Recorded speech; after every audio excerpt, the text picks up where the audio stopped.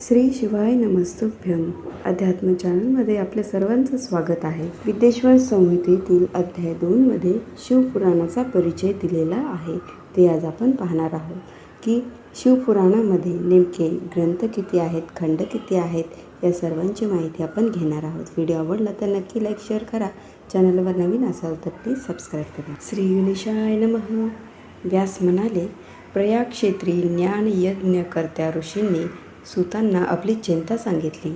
त्यांच्या अंतःकरणातील लोक उद्धाराची तळमळ जाणून महामुनी सूतांना मोठे समाधान वाटले. त्यांनी भगवान शंकराचे स्मरण केले आणि म्हणाले, साधुजन हो, तुम्ही खूप चांगली गोष्ट विचारली आहे. तुमचा हा प्रश्न तिन्ही लोकांचे हित करणारा आहे. तुमच्या प्रेमळ आग्रहाखातर मी गुरुदेव व्यासांचे स्मरण करून याविषयी काही बोलणार आहे. तुम्ही मला लोक उद्धारासाठी उपाय विचारलात, म्हणून मी तुमच्या सम्मुख श्री शिव महापुराणाचे निरूपण करण्याचे ठरवले आहे. ही कथा वेदांताचे सार सर्वस्व आहे. श्रोता आणि वक्त्याच्या पापराशींना दग्ध करून त्यांचा उद्धार करणारी आहे. हे पावन शिवचरित्र कलिमलाचा नाश करून परमार्थ साधून देणारे आहे. मूढ जनांचे इहपर कल्याण करणारे आहे. या पुराणात भगवान शंकराच्या सर्वोच्च कीर्तीचे वर्णन आहे. हे धर्म, अर्थ, काम आणि मोक्ष या चारही पुरुषार्थांना साध्य करून देणारे आहे. हे आपल्या पुण्यप्रभावाने स्वतःच वृद्धिंगत होत आहे. या सर्वोत्तम पुराणाचे अध्ययन केल्याने कलियुगातील पापसक्त जीवांना श्रेष्ठतम गती प्राप्त होते. त्यांना युग उत्पन्न उत्पातांचा त्रास होणार नाही. त्यांच्या अंतःकरणातील अज्ञानरूपी अंधकार नाहीसा होऊन ते निर्भय होतील. त्यांच्या सर्व क्लेशांचे निवारण होऊन ते सुखी होतील. शिवपुराण वेदतुल्य आहे. भगवान शंकरांनी हे स्वमुखाने सांगितले आहे. या पुराणाच्या 12 संहिता म्हणजेच खंड आहेत. त्यांची नावे पुढीलप्रमाणे: विद्येश्वर संहिता, रुद्र संहिता, विनायक संहिता, उमा संहिता, सहस्रकोटी रुद्र संहिता, एकादश रुद्र संहिता, कैलास संहिता, शतरुद्र संहिता, कोटी रुद्र संहिता, मात्र संहिता, वायवीय संहिता, धर्म संहिता.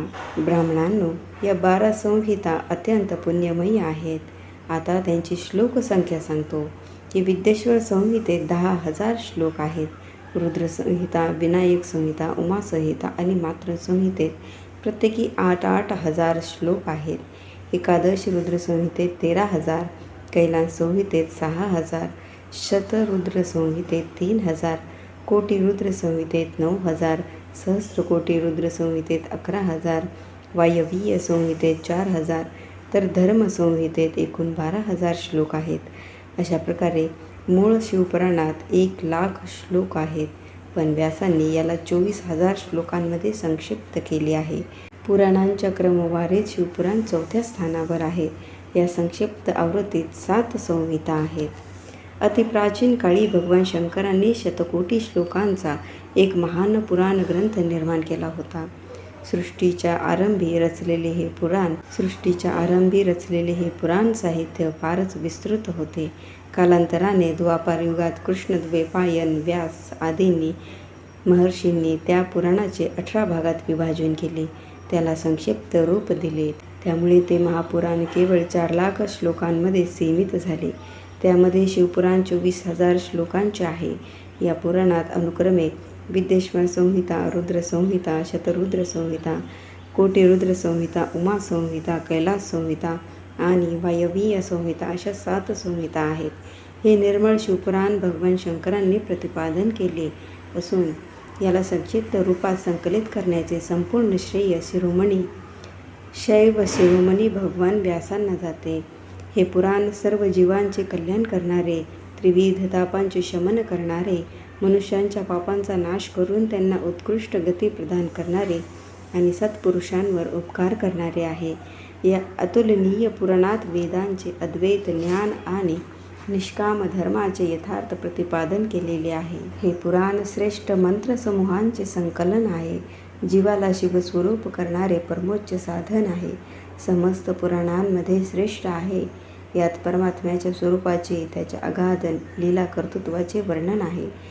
द्वेष मत्सररहित विद्वानांसाठी हे अनुभवण्याची वस्तू आहे.